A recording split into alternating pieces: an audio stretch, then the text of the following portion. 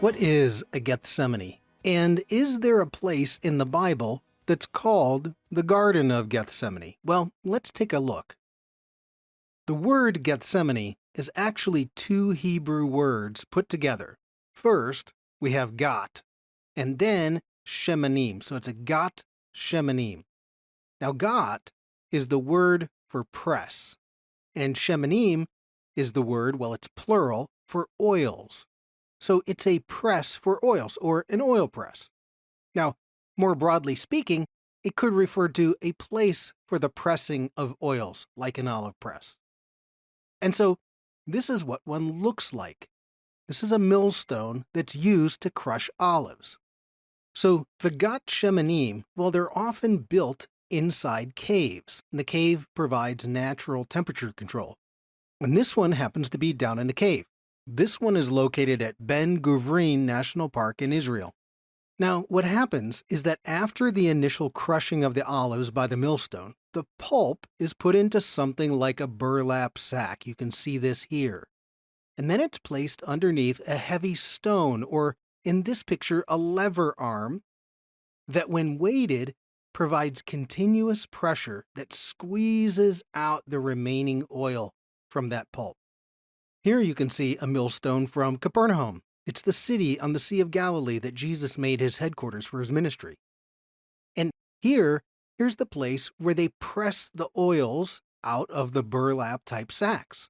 So you set the sack of pulp on this stone, then you place a large stone on top of it, and the oil runs out into a catch basin. So this is what a gat shemanim, a Gethsemane, is and looks like. It is an oil press. But my other question is about whether there's an actual place called the Garden of Gethsemane. And the short answer is no.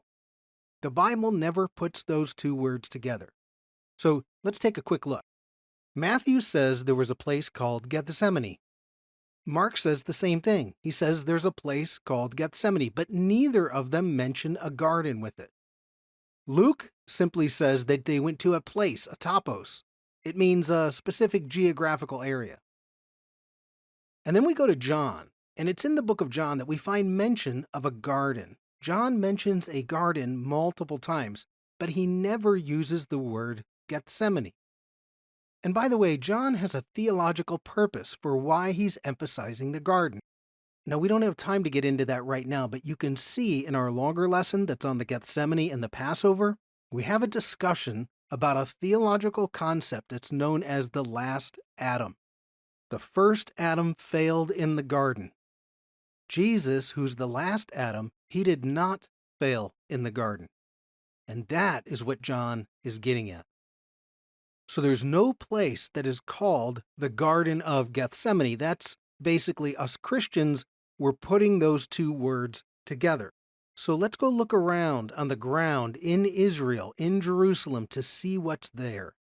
So here's a picture of the Mount of Olives. It lies just to the east of Jerusalem.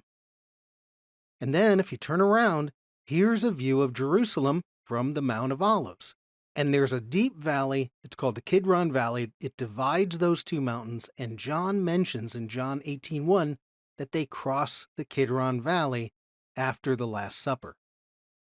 Now, if you look right here, this building is called the Church of All Nations. And this is a popular tourist site. It's a beautiful church. Now, the reason that tourists go here is that there's an olive grove right next to it that has traditionally been called the Garden of Gethsemane. But the real Gethsemane, the oil press, or the cave that housed the oil press, well, that's right over here. It's hidden away.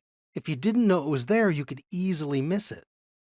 And you have to head down this little passageway here, and as you turn the corner, there's an entrance to the cave, and over the top of the door, Gethsemane. And this is what archaeologists believe is the actual place that Jesus and his disciples went that night, to the Gethsemane, to the Gat Shemanim, the place for pressing oil. Now you can go into it today. It's been turned into a chapel. And there's an excellent article about this. It's in Biblical Archaeology Review by a scholar named Joan Taylor, and she explains everything about it. Now, if we think about it for a minute, Jesus and his disciples, they're celebrating the Passover. Passover is at the beginning of the spring, say March to April on our calendar. But the oil press, well, that's not in use at that time. Olives are harvested in the late summer and the fall. So what do you do? What do you do with your cave oil press in the off-season during festival time? Well, you turn it into a VRBO. You rent it out. Or you simply allow the pilgrims who are coming to the Passover spend the night inside the cave. It gets them out of the cold Jerusalem night. And so this cave, well, it lies inside the city limits of Jerusalem, so technically, Jesus and his disciples never leave Jerusalem after the Passover meal. So Jesus and his disciples, they go to the Gethsemane, the Gethsemane. It's their place to stay that night after celebrating the Passover. And so what we have here is we have the imagery of the oil press, those big, heavy stones pressing down on the olives, extracting the precious olive oil. And we can envision then, as Jesus goes out to pray, the weight of what he's going to have to face pressing down on him.